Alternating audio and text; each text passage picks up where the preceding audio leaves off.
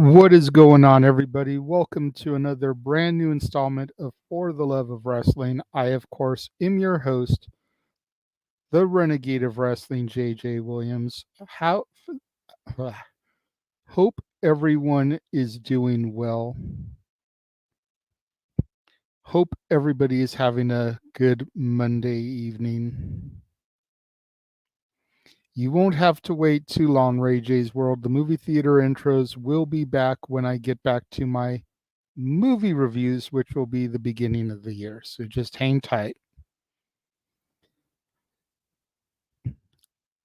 So we are here tonight to discuss Monday Night RAW, which granted was taped, but I've been gone for almost 2 weeks now. I felt like I just needed to get here and do the RAW reviews and everything.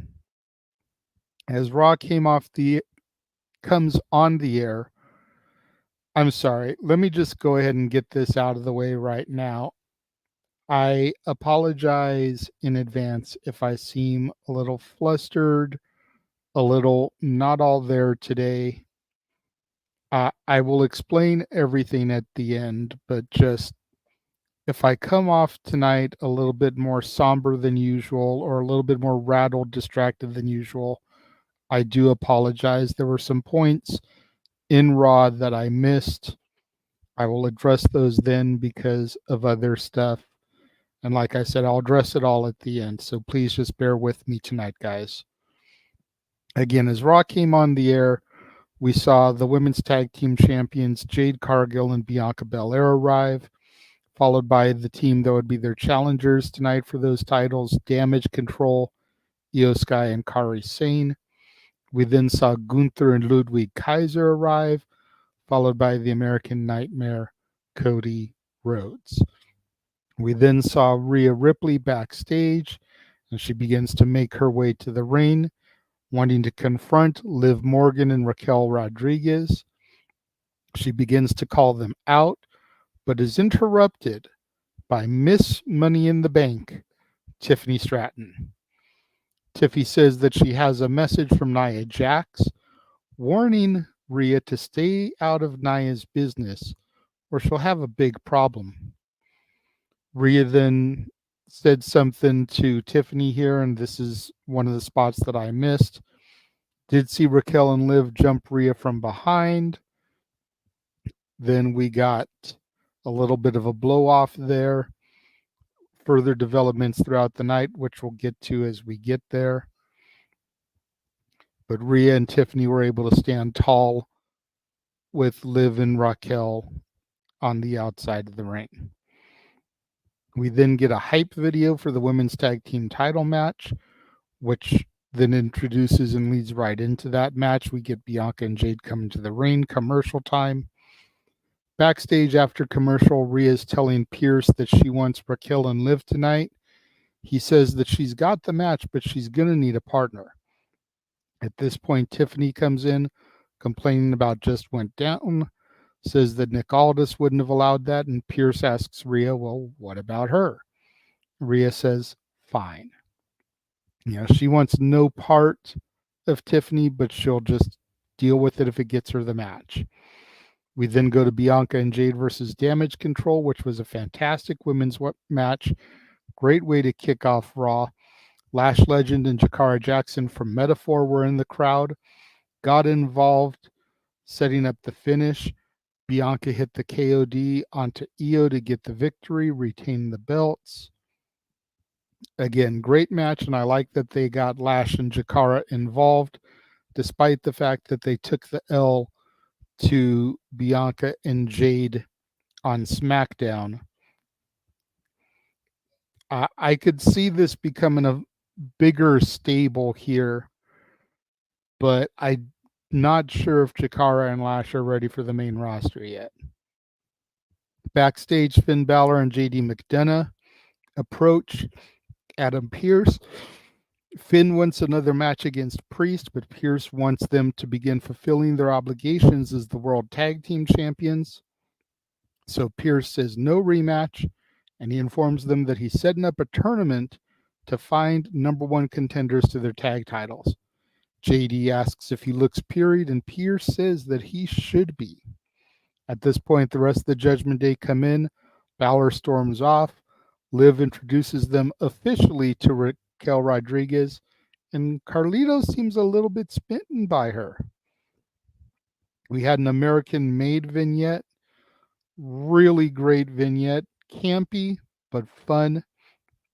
After that was over, we got a Braun Breaker vignette talking about why he did what he did to Jey Uso. And then after that, we had a video with Adam Pearce sitting down with Bronson Reed, which occurred over the weekend. Bronson wants a match against Seth Rollins in order to prove that he deserves to be in the main event scene. Pearce says that he'll talk to Seth. We then get our first match in that tournament, and it's Alpha Academy versus the War Raiders. That's right, the Viking Raiders have returned. They're back to using the War Raiders gimmick. Eric and Ivar, no Valhalla because she's still home, pregnant by Eric, her real life husband. And then we had Tozawa and Otis on the other side. This was barely a match, if we want to be real.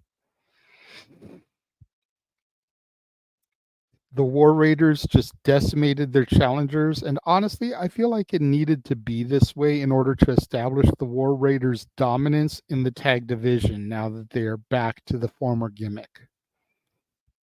Backstage, Pierce approaches Seth Rollins, says that he's apprehensive to give Seth this match due to the injuries Seth has had this year. Seth says that there's a reason why he's at the top of the food chain, and he feels like he needs to remind Pierce and us fans why he's there. Seth says he needs this fight. Still don't know if we're going to get it. We'll find out. Second hour kicked off with the American Nightmare coming to the ring and says, in order to know where you're going, you have to know where you've been. He begins to acknowledge the history in St. Louis when it comes to professional wrestling, mentions Sam Mushnick specifically, and that it was in this very building where we first heard "We Want Cody" chants. He then asks his trademark question, but the music of the Ring General Gunther plays, and the World Heavyweight Champion makes his way to the ring. Gunther says that there's not much negative that he can say about Cody.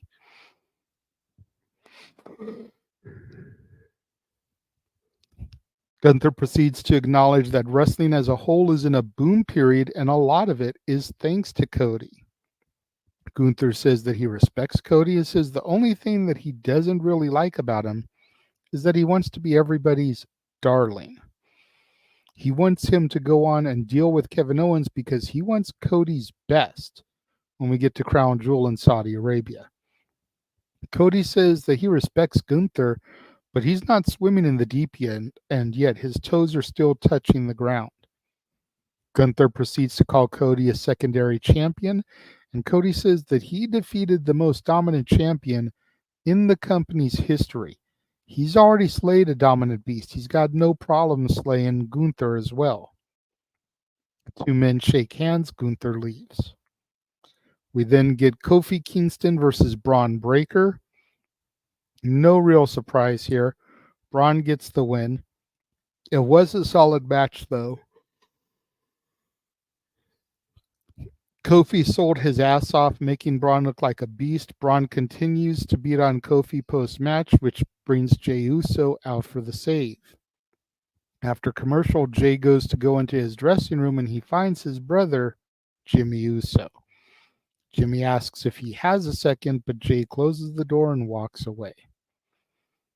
Get R-Truth versus the Miz, and this was more gimmick than anything. The match wasn't even that long. There was a QR code Wyatt video that played. The Final Testament comes out. Truth gets the roll-up on Miz for a quick victory here. AOP throws Truth back in the ring.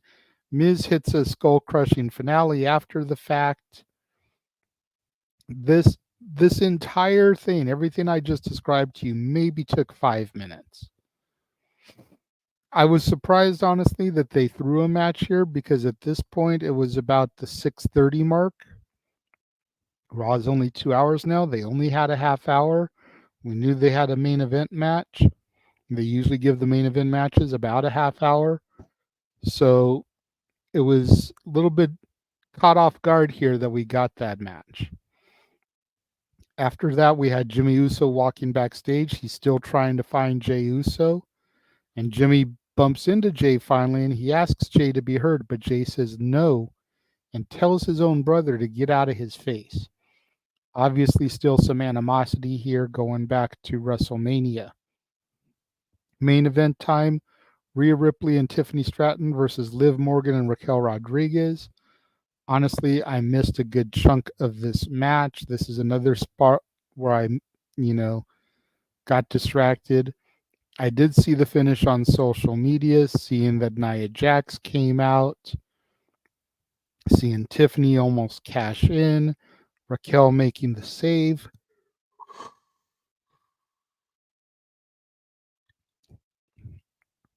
All in all, I thought Raw was a decent show. It wasn't great. It wasn't horrible. Give it about a B minus in that general range. What did you guys think of Raw? Let me know. Leave your thoughts in the comment box. Again, like I said, I'm not really all there tonight. Found out this morning my cousin passed away. And it's just been kind of like weighing on me for the better part of the last week because we knew it was coming. She had been fighting cancer for a minute and just lost the fight this morning. So that's going to do it. That's going to wrap things up. So want to thank everybody for joining and watching along. I should be back tomorrow for my NXT review. So be on the lookout for that. And until then, I will catch you guys next time.